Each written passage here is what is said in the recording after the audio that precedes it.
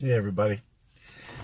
It's Steve. It's football time for everybody. For most of the people out there, they're probably watching some football game, even though we're supposed to be completely and utterly, boycotting football, whatever. Today is probably got most people sitting around the couch, drinking beer, eating potato chips, and watching football.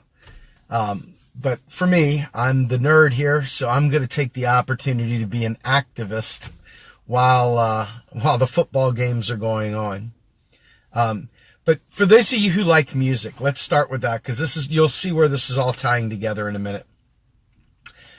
I like listening to bands like Meshuggah, Tool, Perfect Circle, Intronaut. I like listening to bands that most people have never heard of. I love the Grateful Dead too, and a lot of other things, and that's kind of where my sweet spot is just for listening. But I like a lot of music for musicians. And for those of you who know what I'm talking about, you understand, you're run to your friend, oh my God, no, you've got to listen to this part right here. And the average person's going, what the hell is he talking about? Oh, whatever, right? Just that whole, oh, whatever kind of thing. But the reality is that there are moments in a song that are just so perfect, where they hit a chord, they do some crazy thing on the guitar that you're just like, look how badass that is. And the average person doesn't care. They don't get it. It goes right over their head, or they just don't care, period, right? And I get into things like Slipknot, where the bass player has got the kick drum going. It's like, or the offbeat syncopation of Meshuggah, where they're doing multiple time signatures at once. All sorts of crazy stuff that you just don't care about unless you're a musician. All right. Now, let's see if we can tie this into my favorite subject of economics. I hang out and I talk to a lot of economists. They're my favorite people in the world. I talk to them every day. In fact, tonight at 8 o'clock Eastern Standard Time, I'll be talking to my good friend from Australia, Stephen Hale. But economists speak a different language, don't they?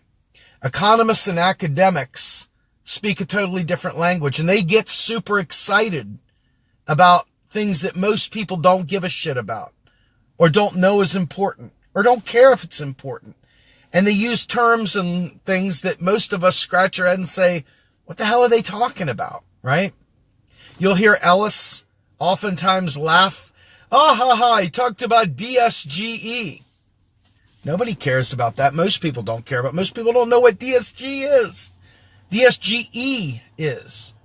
And for the regular person, DSGE is a modeling, it's an economic modeling approach that new Keynesians like Paul Krugman and Simon Wren-Lewis use, and it absolutely is useless. It's useless. It's useless as hell. It's the type of thing that gives the economics profession a black eye.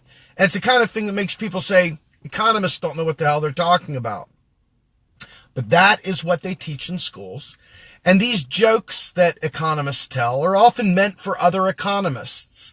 And you oftentimes feel like you're just outside the glass with your nose pressed up, fogging it up, leaving the big old mouth face, into their window, as they're telling jokes meant only for each other. And they have a good chuckle with one another about these jokes that you and I just don't know. We're not the cool kids. We don't speak the language, right? We're not in the in crowd. We're sort of just regular people trying to get by.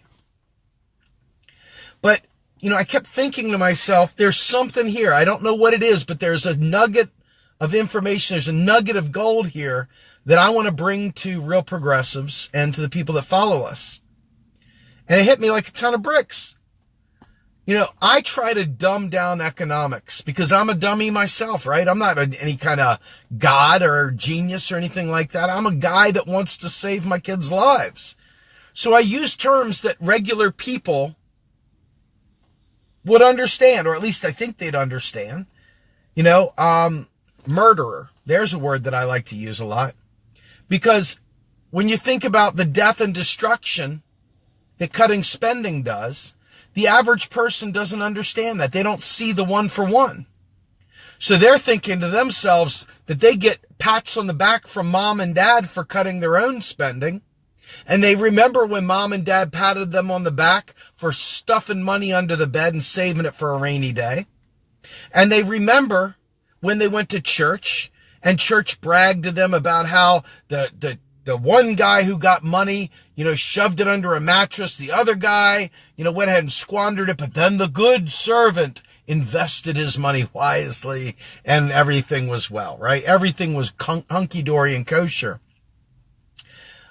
But the reality is that regular people like you and I don't understand where money even comes from. We don't even understand why the United States government puts forward the policies it puts forward, or why it actually does something. It just all seems like friggin' smoke and mirrors to us. And so what do? We go for the lowest common denominator, and that is the joke that we understand. The jokes that we understand, the banksters. Banksters is an easy term for people in our level to understand. It's not the banksters necessarily. The banksters are, just like Donald Trump, a result of a larger problem. The reality is that our particular information that we joke around about seems crass to the elected people, to the academics. They don't want to muddle around with the lowlives, the lessers, the kids on the outside of the window with their face pressed up against it. So I'm totally not digging this whole couch thing in the background, something strange going on. But in any event, as you look and you think about music for musicians, you never hear bands like Dream Theater on regular radio. You never hear bands like Meshuggah on regular radio. What do you hear? You hear haters gonna hate, hate, hate, hate, hate. You hear all these bullshit songs that are poppy and easy to understand. That right there is what goes to the friggin', radio stations. And that's what goes to the news stations. And that's what goes to the political debates. And that's all the stuff that we end up seeing. We end up seeing nothing but pop culture folklore. We never actually get the real information that we need because they deem it to be something that we wouldn't understand. And so they dumb this information down for us so that we're listening to the Taylor Swift of economics as opposed to the elite version of the truth. And the elite version of the truth appears to me to be what we need to be striving for, right? We've got to find a way to make the elite version of the truth accessible for the regular people in the world, for the regular common people. And whether that involves making it about, stuff that we can relate to, whether it be talking about family, whether it be talking about our children, whether that be talking about death and destruction, or whether it be about something that we haven't figured out yet. We need to find a way to take the music for musicians and the economics for economists and boil it down to the language of the regular man, to make regular people care and to create new inside jokes and create new environmental factors that make us relate to this information at a level that allows us to take action on it. I'm grateful that so many have been taking action on it and have been learning.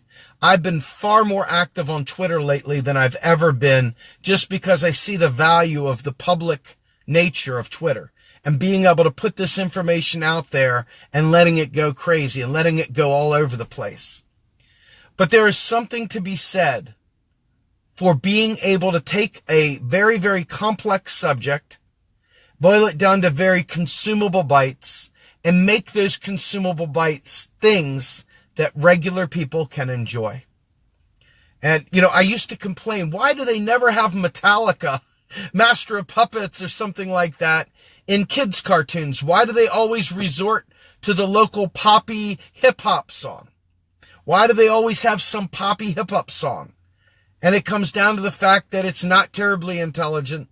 It's not very, witty. It's just quick. It's low-hanging fruit. And it's easy, very, very easy for people to be able to consume. And we've got to find a way to do that with these complex subjects. So if you guys think of things, let us know. We're all about trying to simplify this message for regular people because it's going to require us, the regular people, to push the powers that be. Not wait for Bernie Sanders to tell us it's okay. Not wait for Jill Stein to tell us it's okay. Not wait for anybody else to tell us it's okay. We need to tell them that they must do this. And I think that really is what it comes down to. If we don't do that, we're not going to get very far. And that's the deal. Just like Dream Theater has been around for 1,000,000 years. They do great studio work, but they never produce anything anybody really wants to just listen to. Except for musicians who want to get into the weeds and talk about their drum track. I can tell you right now, modern monetary theory was brought into the world, so to speak, a long time ago. And to varying degrees of success, different people took a note of it and said, oh, wow. Oh, I see. But only recently that we've brought the regular people into the fold has this really taken off the way that it has. So I really think that it is up to us, not the powers that be, not the politicians, us, to make this stick and change the world. I'm Steve Grumbine with Real Progressives. Hopefully you'll join me tonight with Dr. Stephen Hale. We'll break this stuff down further. 8 o'clock Eastern Standard Time, 5 p.m. Pacific Standard Time. Have a great night, everybody. Bye-bye.